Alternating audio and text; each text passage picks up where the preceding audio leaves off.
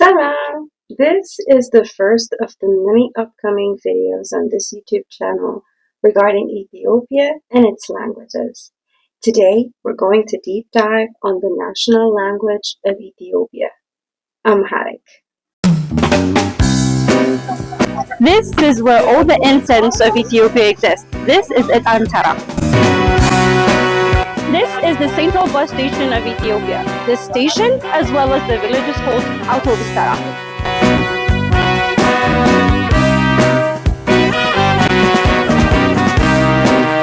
This is where all the traditional clothes of Ethiopia exist. This is Shamatara. Are you looking for the impossible, phased out materials, semi-components? This is where you will find it. This is Minaleshtara. This is where clay-related materials of Ethiopia exist. This is Sheklatara. This is Berberitara. For anyone looking for pepper, this is the place to go to.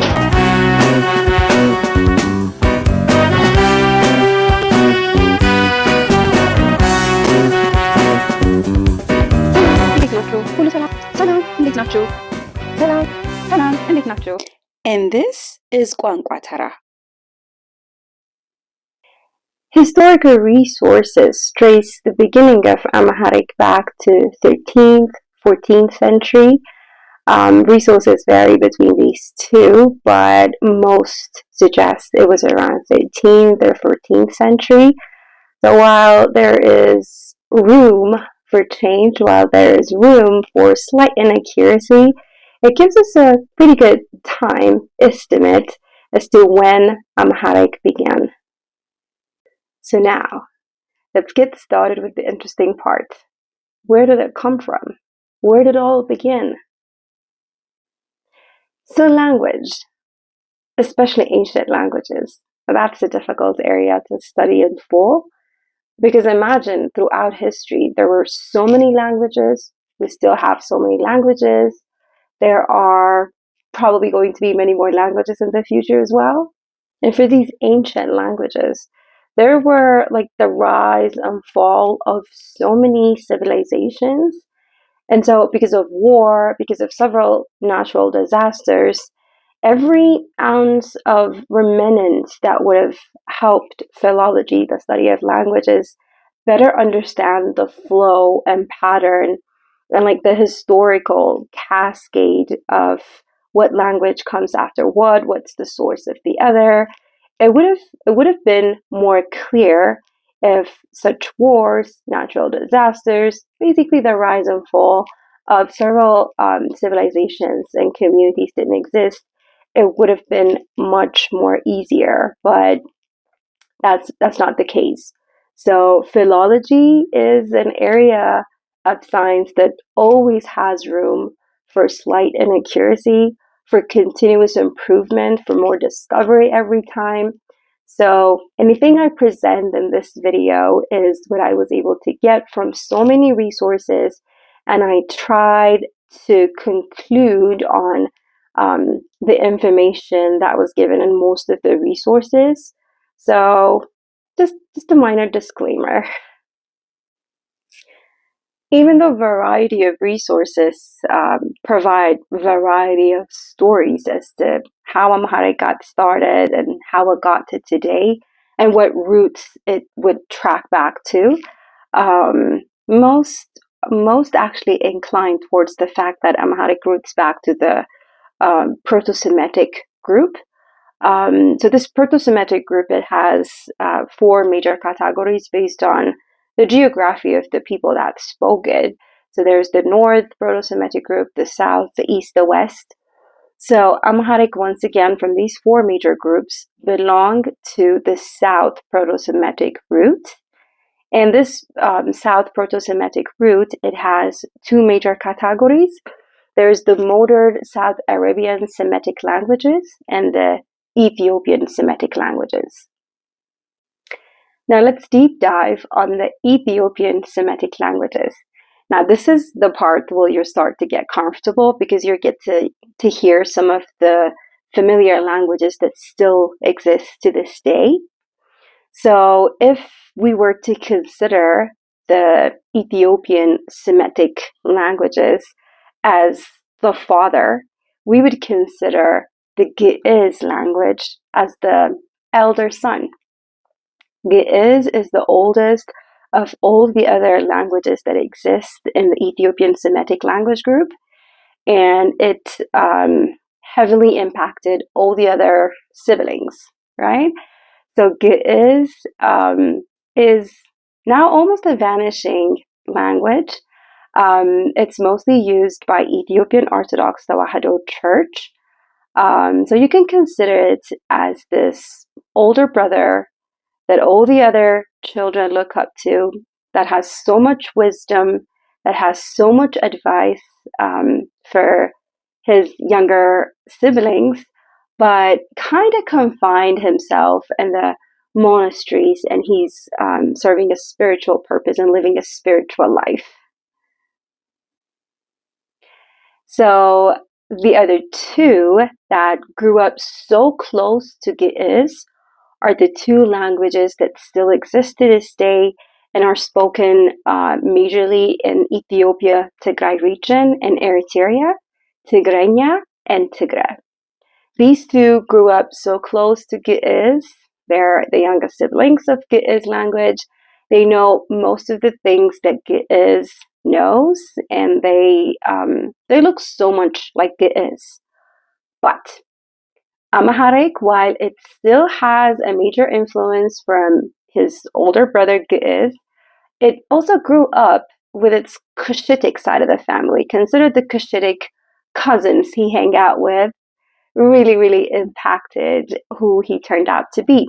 So Amharic is majorly influenced by Ge'ez and also majorly influenced by the Cushitic language roots end result, basically. And then we have two other languages in the Ethiopian Semitic languages. We have the Guraginya and Harari. These two belong in the Ethiopian Semitic root, yes, but they're not as influenced by Ge'ez as their other siblings. They've been raised mostly with the Cushitic family, you can say. So they have features that go so much with the Cushitic side of the family than Ge'ez. So Amharic, growing up with its Cushitic cousins and that extremely respected older brother Ge'ez around the family, is a combination of both. But the influence of his full of wisdom, really graceful brother Ge'ez and his Cushitic cousins vary. So in the literary part of the language, and for literary Amharic, Ge'ez tends to have more influence, while in the oral parts of the language, his Cushitic family has a bit more influence. So if you can think of A for Amharic, if you can think of G for Ge'ez, and if you can think of C for Cushitic, the Cushitic side of the family, we can actually make up a formula that can help us better envision the influence of the Ge'ez older brother or the Cushitic cousins of Amharic. So for the literary part of the language, it would be A equals 2G plus C.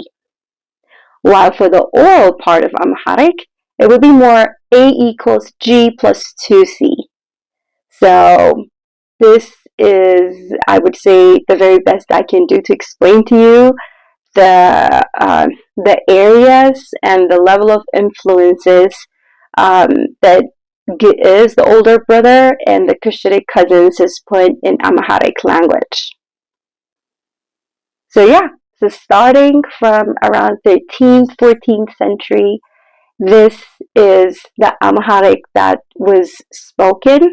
The Cushitic and the Ge'ez combination was started to be written, was started to be spoken, and there are so many historical resources that point out some major events that took place in the history of Ethiopia and Eritrea. So let's have a very quick glimpse at the Ge'ez and Amharic language relationship with a very basically commonly used example in Amharic language teaching, and also compared a little bit with the English sentence structure, because probably most of the audience would better understand the English comparison as compared to just the elaboration of the Amharic. So let's see the sentence Abebe beso bella. If a native Ethiopian is looking at this video, they'll go like, typical. Of course, Abebe beso bella. I think we would be a little disturbed if Abebe ate something else, and the very basic examples we get. So it means Abebe ate beso.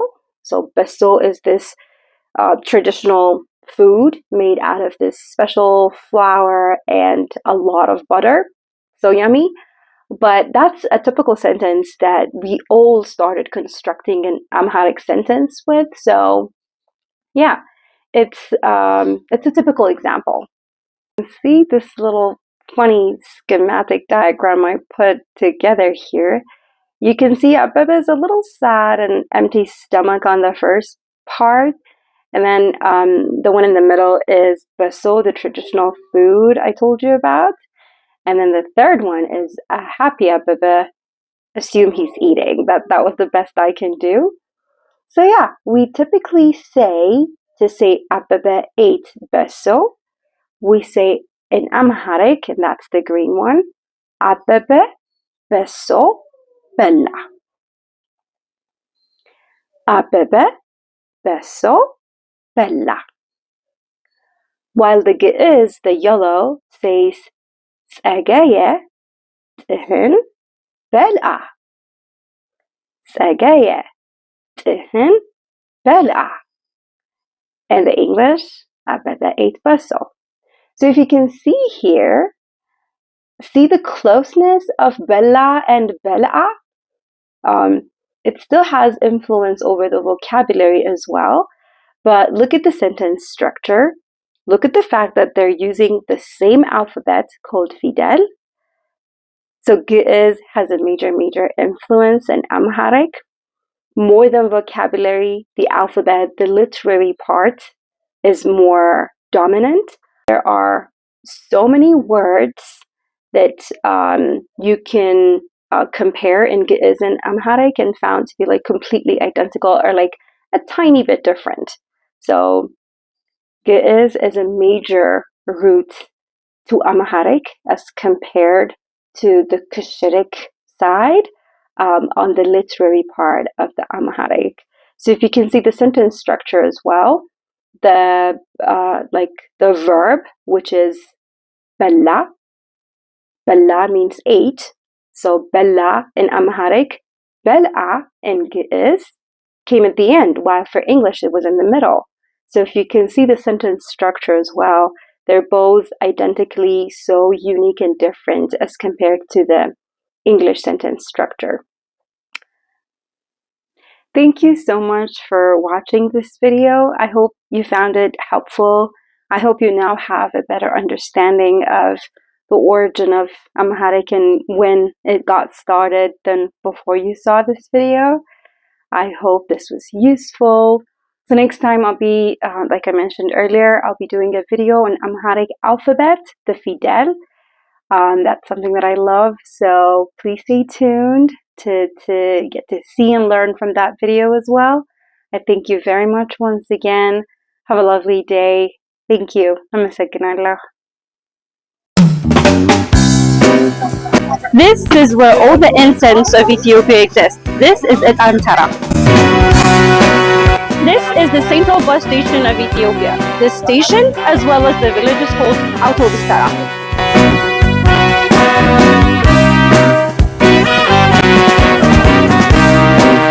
This is where all the traditional clothes of Ethiopia exist. This is Shamatara. Are you looking for the impossible, phased out materials, semi-components? This is where you will find it. This is Nanaleshtara. This is where clay-related materials of Ethiopia exist. This is Sheklatara. This is Berberi Tara. For anyone looking for pepper, this is the place to go to.